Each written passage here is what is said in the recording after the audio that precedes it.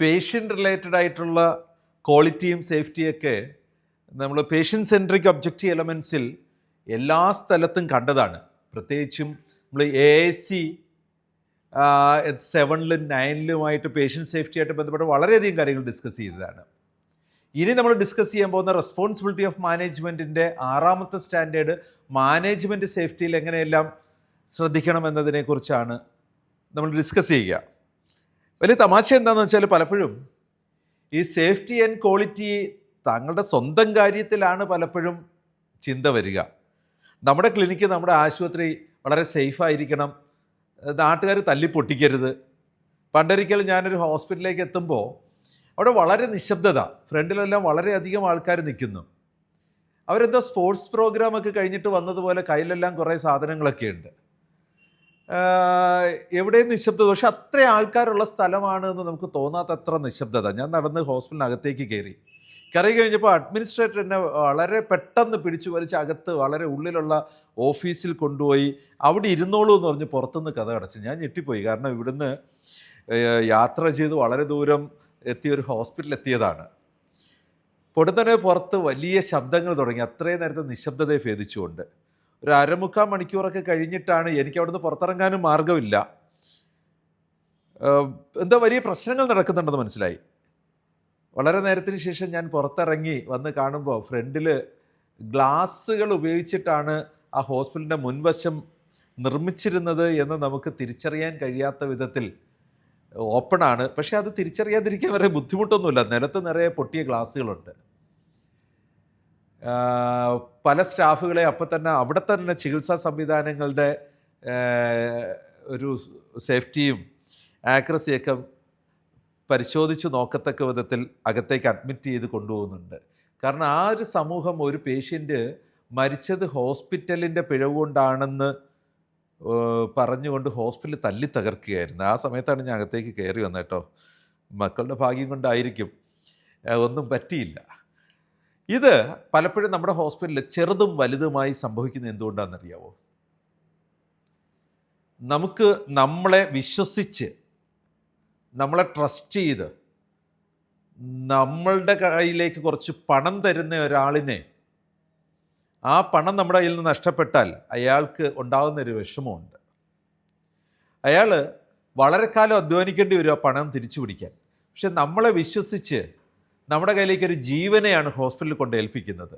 അത് നഷ്ടപ്പെട്ടാൽ അവരെത്ര കാലം, നമ്മളും എത്രയും കാലം കഷ്ടപ്പെട്ടാലും അത് തിരിച്ചു പിടിക്കാൻ പറ്റില്ല.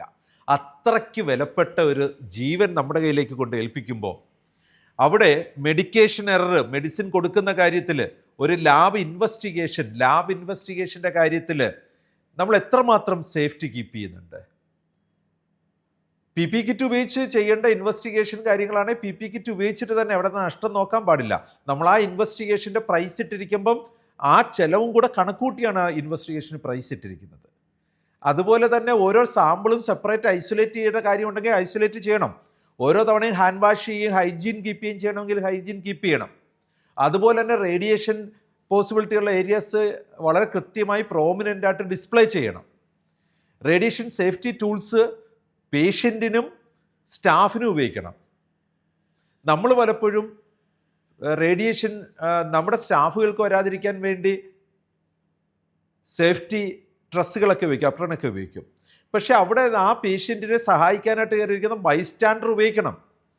എക്സ്പോസ് ചെയ്യപ്പെടേണ്ടാത്ത ബാക്കി ശരീരത്തിൻ്റെ ഭാഗങ്ങൾ റേഡിയേഷൻ ഇഫക്റ്റ് ചെയ്യാതിരിക്കാനായിട്ടുള്ള സേഫ്റ്റി മെഷേഴ്സ് എടുക്കണം.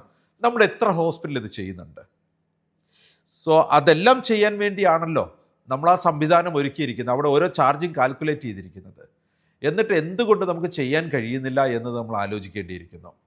സോ നമ്മളിവിടെ PSQ 1B, the patient safety program is comprehensive and covers all the major elements related to patient safety എന്നാണ് ഈ ഒരു ഒബ്ജക്റ്റീവ് എലമെൻറ്റ്, കമ്മിറ്റ്മെൻറ്റ് ഒബ്ജക്റ്റീവ് എലമെൻറ്റിൽ പറയുന്നത്.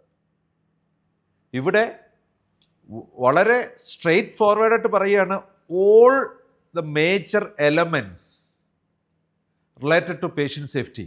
AIC 7E-ലും 7F-ലും AIC 7G-ലും AC9H, I, J, K എല്ലായിടത്തും നമ്മൾ ഈ പേഷ്യൻ്റ് സേഫ്റ്റി എങ്ങനെ റേഡിയേഷനിൽ, റേഡിയോളജിയിൽ അല്ലെങ്കിൽ ലാബിൽ ഒക്കെ നമ്മൾ കണ്ടതാണ്. ഇനി നമ്മൾ ROM 6 ഇതേ കാര്യം മാനേജ്മെൻറ്റ് എങ്ങനെ കാണണമെന്ന് നമ്മൾ പഠിക്കുന്നുണ്ട്. പക്ഷെ അവിടെ പഠിച്ച് നമ്മൾ എക്സിക്യൂട്ട് ചെയ്യുമ്പോൾ ഇത് പേഷ്യൻ്റ് സേഫ്റ്റിയെ നമ്മുടെ ഹോസ്പിറ്റൽ ഒരു പടിയുടെ മുന്നിലേക്ക് കൊണ്ടുപോകുക. അത് നമ്മുടെ പേഷ്യൻ്റ് സേഫ്റ്റി പ്രോഗ്രാം സ്വാഭാവികമായിട്ടും ഡിഫറെൻറ്റ് ഡിപ്പാർട്ട്മെൻറ്റ്, ക്ലിനിക്കൽ പത്തോളജിയിലാണെങ്കിൽ അങ്ങനെ, റേഡിയോളജിയിൽ അങ്ങനെ ഡിഫറെൻറ്റ് ഡിപ്പാർട്ട്മെൻറ്റ്സിൻ്റെ വേരിയസ് പേഴ്സൺസിൻ്റെ റെപ്രസെൻറ്റേറ്റീവ്സ് അവിടെ ഉണ്ട്. നമുക്ക് അവരെല്ലാം ഇൻക്ലൂഡഡ് ആയിരിക്കണം. അതുപോലെ എവരി മന്ത് ഇതിനെ നമ്മൾ ഒരുമിച്ചിരുന്ന് ഇവാലുവേറ്റ് ചെയ്യണം. ആ റെസ്പോൺസിബിലിറ്റി നമ്മൾ ഓരോ തവണയും എടുത്ത് കൈകാര്യം ചെയ്യുമ്പോഴാണ് നമുക്ക് കുറച്ചുകൂടെ ഇമ്പ്രൂവ് ചെയ്യാനായിട്ട് പറ്റുന്നത്. ഇത് ഡോക്യുമെൻ്റ് ചെയ്യപ്പെട്ടാൽ ഫ്യൂച്ചറിലേക്ക് നമുക്ക് ഇതനുസരിച്ച് റീവർക്ക് ചെയ്യാനായിട്ട് പറ്റും നമ്മുടെ patient safety. So PSQ 1B, the patient safety program is comprehensive and covers all the major elements related to patient safety. Patient safety focus ചെയ്ത് തന്നെ ആയിരിക്കണം പേഷ്യൻ്റ് സേഫ്റ്റി.